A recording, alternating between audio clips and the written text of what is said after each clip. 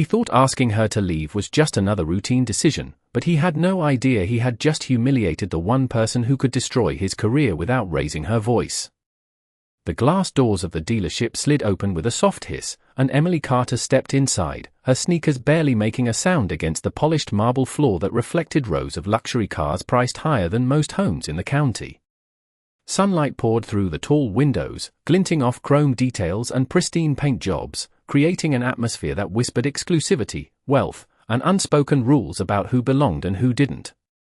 Emily paused for just a second, taking it all in, her simple white shirt and faded jeans standing in quiet contrast to the tailored suits and designer dresses scattered across the showroom. No one greeted her. No one smiled. A salesman across the room glanced up briefly, his eyes scanning her from head to toe before quickly looking away, already dismissing her as someone who had wandered into the wrong place. A couple standing near a sleek black coupe leaned closer to each other, their voices low but not low enough. "She's definitely lost," the woman murmured, a faint smirk forming at the corner of her lips. Emily heard it. Of course she did. But her expression didn't change. Her posture remained calm, composed, almost unnervingly steady, as if she had long ago learned how to stand in rooms where she wasn't expected to belong. She began walking slowly between the cars, her fingers lightly brushing the air near the polished surfaces but never quite touching, her eyes focused, observant, deliberate. There was something about the way she moved, quiet, measured, that didn't match the assumptions being made about her. After a moment, she stopped in front of a midnight blue coupe displayed on a raised platform, the kind of car that came with a six-figure price tag and an unspoken requirement of status. "Excuse me," she said gently, her voice soft but clear as it carried across the room. The same salesman who had looked at her earlier, Ryan Blake, sighed almost imperceptibly before straightening his tie and walking over, his polished shoes clicking against the marble with practiced authority. Up close, his smile appeared, but it didn't reach his eyes. "Can I help you?" he asked, though his tone suggested he had already decided the answer. Emily nodded slightly, her gaze steady on the car. "Yes, I was wondering if I could learn more about this model," she said. Ryan followed her line of sight, then let out a small chuckle, just loud enough for nearby customers to hear. "That vehicle starts at around $300,000, he said, emphasizing each word as if explaining something obvious to a child. A faint ripple of amusement moved through the nearby onlookers. Emily didn't react. She simply nodded again. "I understand. I'd still like to see the interior, if that's all right." Ryan's smile tightened, and for a brief moment, something sharper flickered behind his eyes, impatience, maybe even annoyance. He glanced around, noticing a well-dressed couple entering the showroom, then looked back at Emily as if making a quick calculation. The room seemed to hold its breath, a subtle shift in energy settling over the space. And in that quiet, almost invisible pause, the first crack in the moment began to form. Ryan Blake folded his arms slowly, the polite mask on his face slipping just enough to reveal the irritation underneath as he glanced once more at the well-dressed couple who had just entered, then back at Emily as if she were an inconvenience standing between him and a real sale. "That particular model is reserved for serious buyers," he said, his voice calm but edged with condescension. "We usually require appointments for private viewings." A subtle lie delivered with practiced ease, a few. Nearby customers exchanged knowing looks, the kind that carried quiet agreement without needing words. Emily's eyes shifted from the car to Ryan, steady and unreadable. "I am a serious buyer," she replied softly, her tone even, almost gentle, but something in the way she said it made the air feel slightly heavier. Ryan let out a short laugh, not loud enough to seem openly rude, but just enough to invite others to share in the moment. "Of course," he said, nodding as if humoring her, "but these vehicles are not exactly something you just walk in and purchase on a whim." His gaze flicked briefly to her sneakers again, then back to her face, the message clear without needing to be spoken. Behind them, the couple he had noticed earlier were now watching openly, their curiosity piqued by the tension building in the room. Emily did not flinch, did not argue, she simply turned her attention back to the car, studying it as if Ryan's words had not landed at all. "Could you at least tell me about the engine specifications?" she asked, her voice still calm, still respectful. Ryan exhaled through his nose. "Patience thinning," he said, This time the word carried a sharper edge. This is a 6.5-liter twin-turbo V12 engine, not exactly practical for someone looking for a casual purchase. The implication hung in the air, thick and unmistakable. A faint chuckle came from somewhere behind them, quickly stifled. The room began to quiet, conversations fading as more attention shifted toward the unfolding scene. Emily nodded slowly, as if absorbing the information. "It sounds impressive," she said, her fingers lightly clasped in front of her, her posture still composed, still unshaken. Ryan glanced again toward the entrance where the well-dressed couple was now being greeted by another salesman, his jaw tightening slightly as he realized he was losing time, losing opportunity, and in his mind, it was because of her. "Look," he said, lowering his voice just enough to make it feel personal, but still audible to those nearby. "Maybe you would be more comfortable exploring options in our pre-owned inventory. We have a separate building about 2 blocks down, much more accessible." The word lingered, carefully chosen, deliberately placed. Emily's gaze lifted to meet his again, and for a brief moment, something shifted. Not anger, not embarrassment, but something quieter, something deeper. "I am not interested in pre-owned," she said simply, her voice steady. Ryan's expression hardened, the professional facade cracking further. "Then I think there has been a misunderstanding," he replied, straightening slightly as if reclaiming authority. "This dealership caters to a certain level of clientele, and we strive to maintain that standard." The room went still, a hush settling over the polished floors, the kind of silence that arrives just before something breaks. Emily stood there, unmoving, her calm presence almost at odds with the tension surrounding her. And in that silence, every eye seemed to be waiting, watching, sensing that whatever happened next would not be easily forgotten. Emily Carter did not move, not immediately, not in the way the room expected. Instead she stood there with a quiet stillness that seemed to stretch the silence even further, her eyes steady on Ryan as if weighing something far beyond his words, far beyond the moment itself. And when she finally spoke, her voice was calm, almost gentle. "What standard is that exactly?" she asked, the question simple but precise, cutting through the tension without raising her tone. Ryan blinked once, caught slightly off guard by the lack of emotion, by the absence of defensiveness. He shifted his weight, straightening his jacket as if regaining control. "A standard of professionalism," he replied quickly, though there was a slight stiffness in his delivery now. "Our clients expect a certain environment when they come here." A murmur passed through the small group of onlookers, subtle, restrained, but present. Emily nodded slowly, absorbing his words as if they were part of a larger pattern she had seen before. "And you believe I do not meet that standard," she said, not accusing, not challenging, simply stating what everyone in the room already understood. Ryan exhaled, his patience thinning further. "I believe," he said, lowering his voice just enough to sound controlled, "that this is not the right place for you today." The words landed heavier this time, no longer disguised as suggestion, the message now unmistakable. A woman near the coupe crossed her arms, watching intently. Another customer shifted uncomfortably, sensing the line that had just been crossed. Emily's gaze flickered briefly around the showroom, taking in the polished cars, the watching faces, the carefully curated atmosphere of exclusivity, and then returned to Ryan. "I see," she said softly.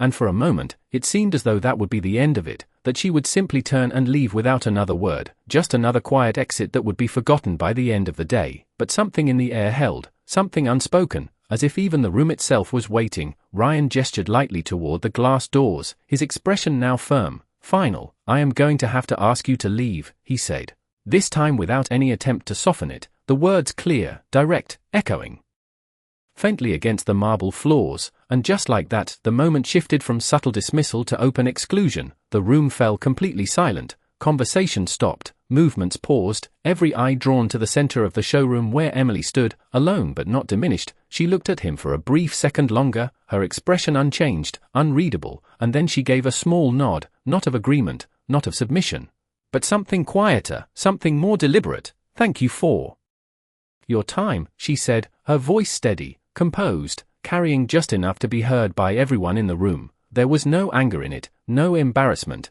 no attempt to defend herself, and that absence of reaction seemed to unsettle the moment even more than if she had argued. Ryan hesitated for a fraction of a second, as if expecting something else, something louder, something easier to dismiss, but it did not come. Emily turned then, her steps measured, unhurried, the soft sound of her sneakers against the polished floor echoing faintly in the silence. She did not look back, not at Ryan, not at the customers, not at the car she had been standing beside, and as she reached the glass doors, the sunlight outside framed her figure for just a moment before she stepped through and disappeared into the brightness beyond. The doors slid shut behind her with a quiet hiss, and only then did the room seem to exhale, a low murmur beginning to rise again. Conversations cautiously restarting, but something had changed, something subtle yet undeniable. Ryan adjusted his tie, forcing a small, dismissive smile as he turned back toward the showroom, but his eyes flickered briefly toward the exit, just for a second, as if something about the way she had left did not sit as comfortably as he wanted it to, as if, somewhere beneath the surface, a quiet unease had already begun to take hold, though he could not yet explain why.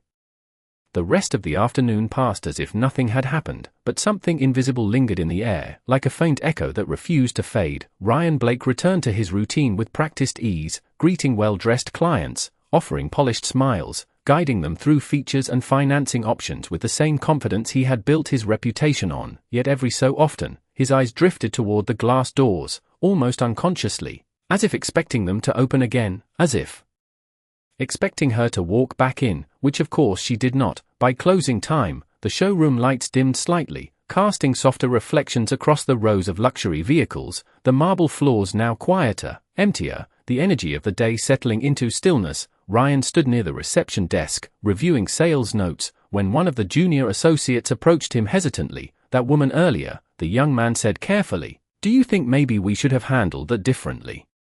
Ryan did not look up immediately. Instead he flipped a page, his tone dismissive. "If she were a real buyer, she would not have walked out so easily," he replied, though his voice lacked the certainty it carried before. The associate nodded slowly but did not seem convinced, and after a brief pause, he stepped away, leaving Ryan alone again with the quiet hum of the showroom. Later that night, as the building emptied and the last lights were turned off, the reflection of the glass front revealed nothing unusual. Just another day concluded, another routine maintained, but far beyond the dealership, in a quiet neighborhood lined with tall trees and wide driveways, a different kind of evening unfolded. Emily Carter sat at a large wooden dining table, the soft glow of warm lighting illuminating the space around her, her posture relaxed now, her expression calm. Across from her sat Daniel Carter, his suit jacket set aside, his sleeves rolled neatly as he listened, truly listened. As Emily recounted her day, there was no exaggeration in her voice, no anger, no attempt to dramatize what had happened. She described it simply, the way someone might describe the weather, steady, factual, almost detached. Daniel remained silent for a moment after she finished, his gaze focused, thoughtful, his fingers lightly resting against the edge of the table. "And they asked you to leave," he said finally, not as a question, but as a confirmation. Emily nodded once. "Yes," she replied. Softly, a brief silence followed, but it was not empty. It carried weight, understanding, something unspoken passing between them. Daniel leaned back slightly, exhaling through his nose, not in frustration, but in quiet reflection. "Interesting," he said, his voice calm, controlled, yet beneath it, there was something else, something sharper, something deliberate beginning to form. Emily watched him for a moment, her eyes steady. "It is not important," she said gently, as if already ready to let the moment go, but Daniel's gaze lifted to meet hers, and there was a subtle shift in his expression, not anger, not even displeasure, but clarity. "No," he said quietly, "it is." The room fell still, the kind of stillness that comes before a decision is made. Outside, the night air moved softly through the trees, the world continuing as it always did, unaware that something had just begun to change, something small, almost invisible, but powerful in its direction. Daniel reached for his phone, his movements unhurried, precise, and as he glanced down at the screen, a faint, almost imperceptible smile touched the corner of his lips, not out of amusement, but out of certainty. And in that quiet moment, without raised voices or dramatic gestures, the course of the next day had already been set, though no one at the dealership would realize it yet, not until it was far too late to undo what had already been done. The next morning began like any other, the dealership waking slowly under the soft glow of early sunlight as employees arrived one by one, adjusting ties, unlocking doors, preparing themselves for another day of polished conversations and high-value transactions. Ryan Blake stepped inside with his usual confidence, coffee in hand, his mind already shifting into the rhythm of sales targets and client expectations. Whatever unease had lingered the night before now buried beneath routine, By 9 o'clock the showroom was fully alive, the marble floors gleaming, the cars positioned like works of art under carefully angled lights. Conversations filled the space again, controlled, professional, predictable, and for a while, everything moved exactly as it always had.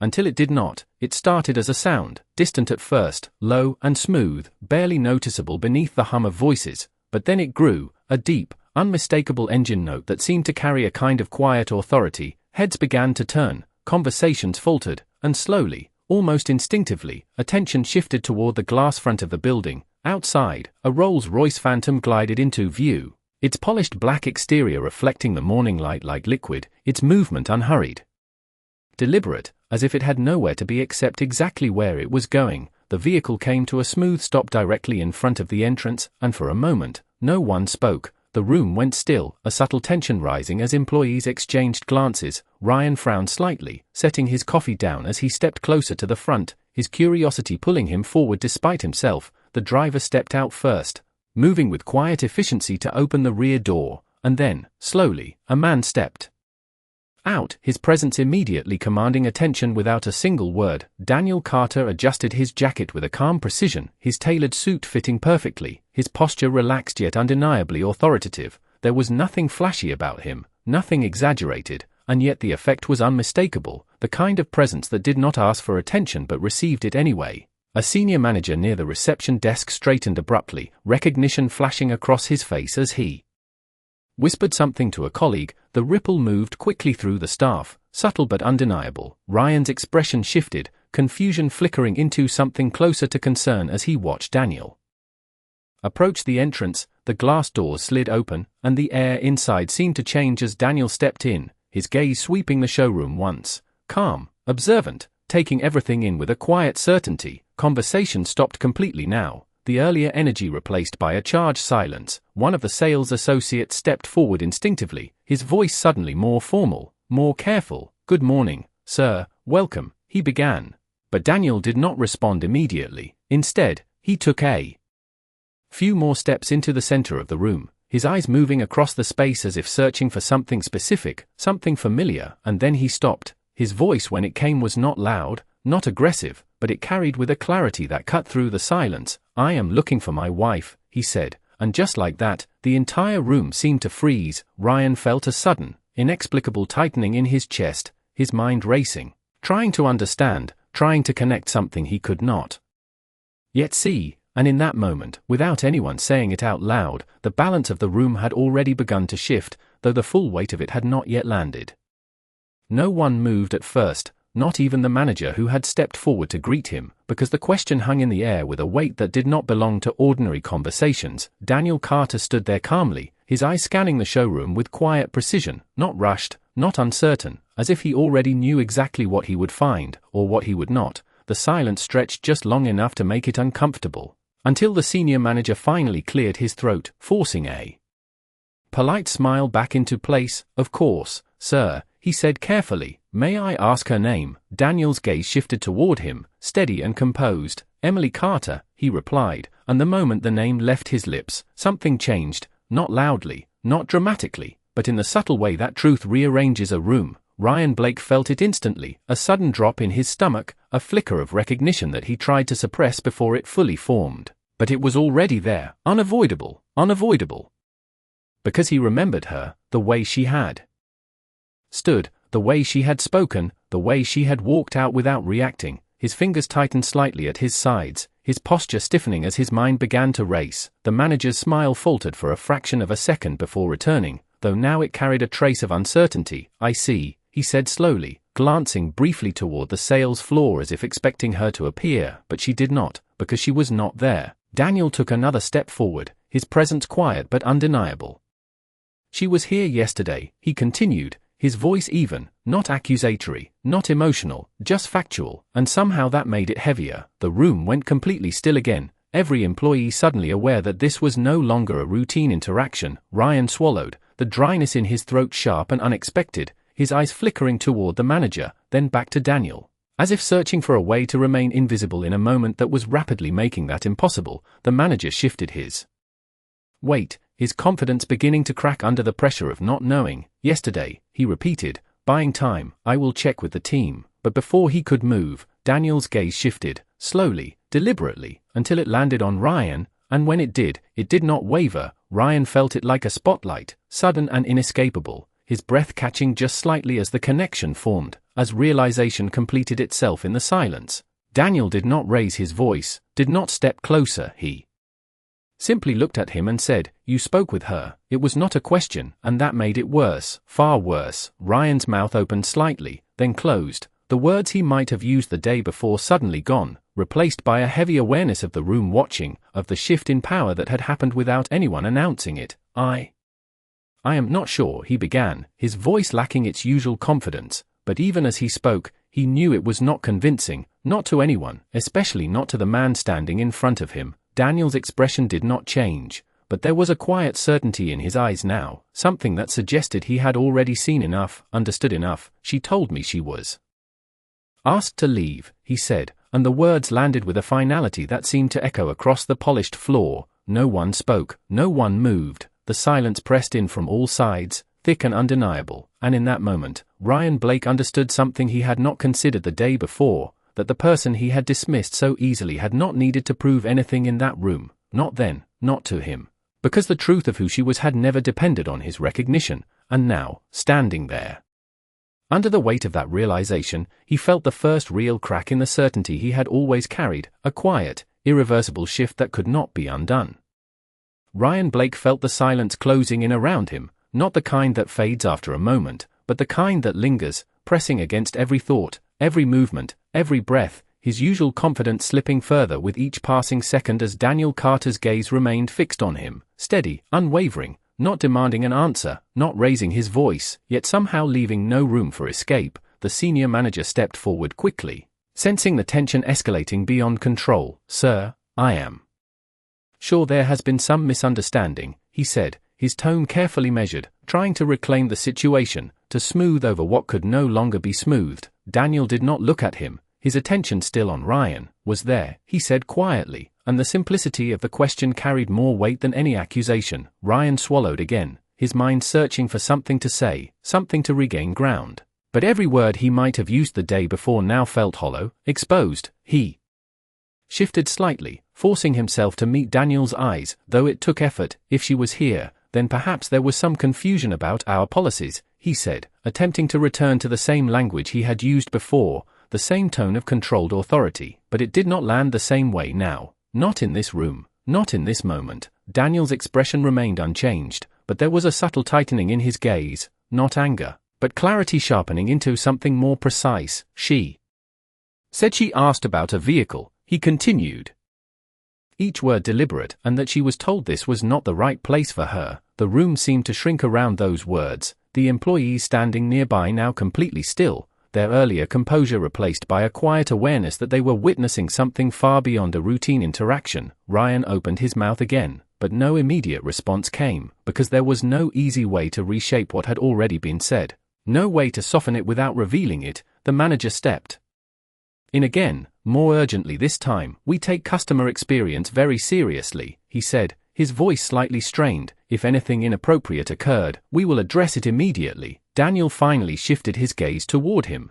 just briefly, and in that glance there was an unmistakable understanding, the kind that saw through rehearsed responses and prepared statements. "You already did," he replied calmly, and the meaning settled heavily into the room. Ryan felt the words land like a quiet verdict, not loud, not dramatic, but final in a way that left no space to argue. A faint movement near the entrance drew attention for a split second as the glass doors slid open again, and this time, Emily Carter stepped inside, her presence as calm as it had been the day before, her expression unchanged, her posture steady. But now, the room reacted differently, instantly, completely. Conversations did not just stop, they dissolved. The silence that followed was deeper, sharper, filled with recognition. Daniel turned slightly toward her, the tension in the room shifting with the movement. "Emily," he said, his voice softer now, and she walked toward him with the same quiet confidence she had carried before, not hurried, not hesitant. When she reached him, she gave a small nod, acknowledging him, then her eyes moved across the room, briefly, taking in the faces, the space, the same environment that had rejected her less than 24 hours ago, and then her gaze settled on Ryan, and for the first time since she had entered, there was a pause, not long, not exaggerated, but enough for the weight of the moment to fully arrive, enough for the shift in power to become undeniable. The room held its breath, waiting, because now, everything that had been unspoken the day before was standing clearly in front of them, impossible to ignore, impossible to undo. Emily Carter did not rush her steps, she did not raise her voice, and she did not look around for validation. She simply stood there, facing Ryan Blake with the same calm presence she had carried the day before, but now the room saw her differently, not because she had changed, but because they finally understood what they had failed to see. Ryan felt the shift more than anyone.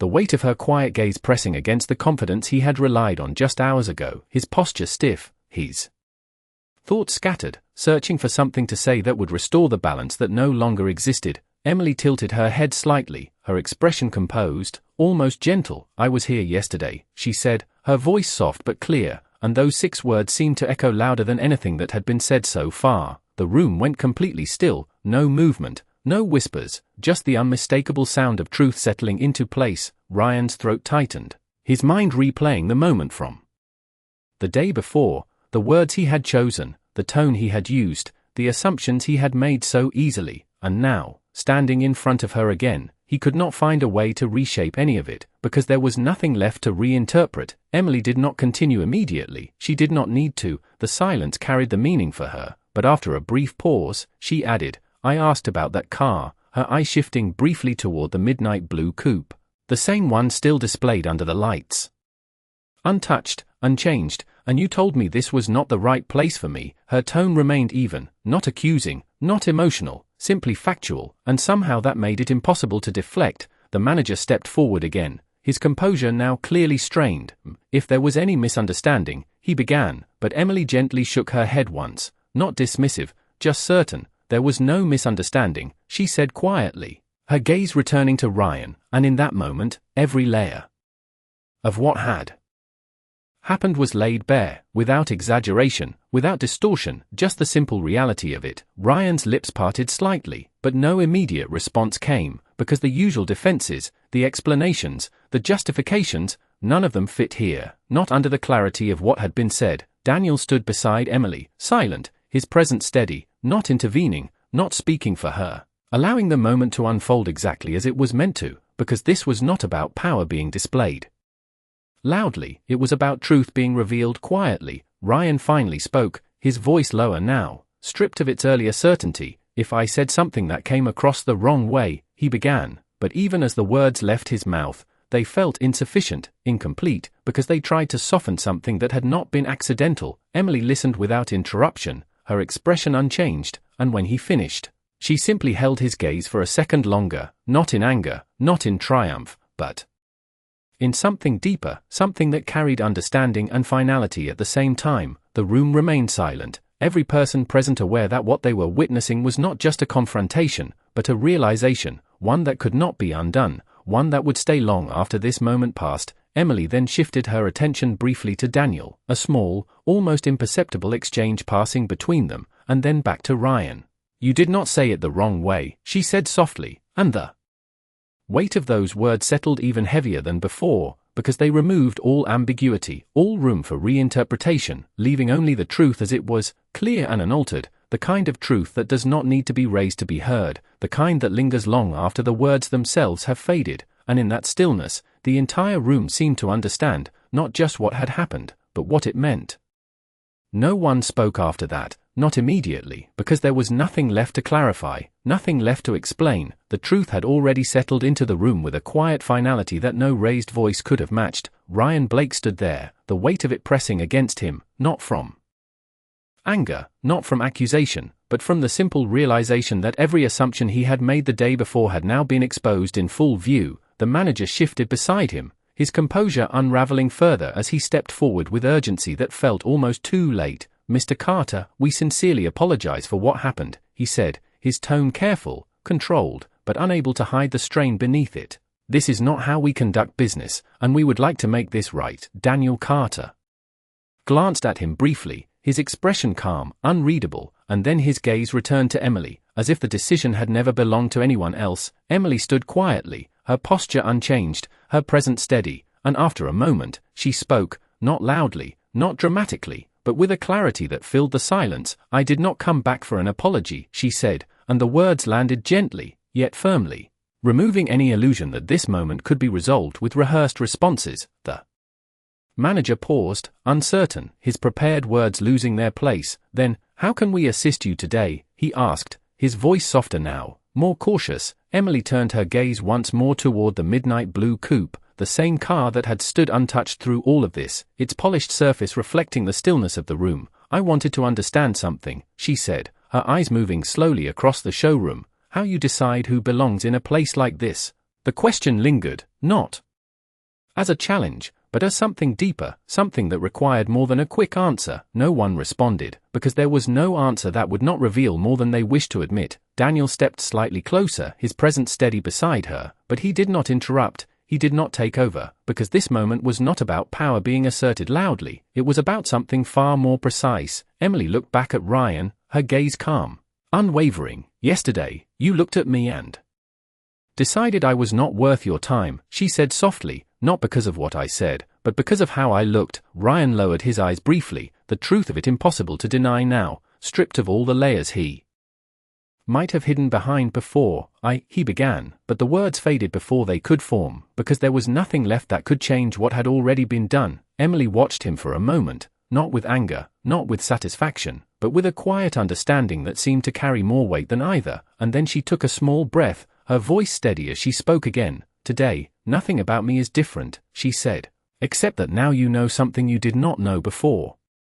The room remained completely still, every person present absorbing the simplicity of that truth, the clarity of it, the inevitability of it. Daniel's gaze moved briefly across the showroom, taking in the faces, the silence, the shift that had taken place, and then he spoke, his voice calm, controlled, but carrying a quiet authority that filled the space. "We will not be doing business here," he said, not as a threat, not as a punishment, but as a decision already made. The manager's expression tightened, the implication settling in quickly, heavily. Ryan stood motionless, the realization fully formed now, not just of what he had done, but of what it had cost, and in that moment, there was no argument, no defense, no recovery, only silence. Emily gave one final glance around the showroom, her expression unchanged, and then she turned, her steps as calm as they had been the day before. Daniel followed beside her, and together they walked toward the glass doors, the same doors that had closed behind her less than 24 hours earlier. But this time, the silence that followed them was different, deeper, heavier, filled not with dismissal, but with understanding. The doors slid open, sunlight spilling in once more, and as they stepped outside, the room remained still, no one speaking, no one moving, because something had been left behind, something that could not be undone,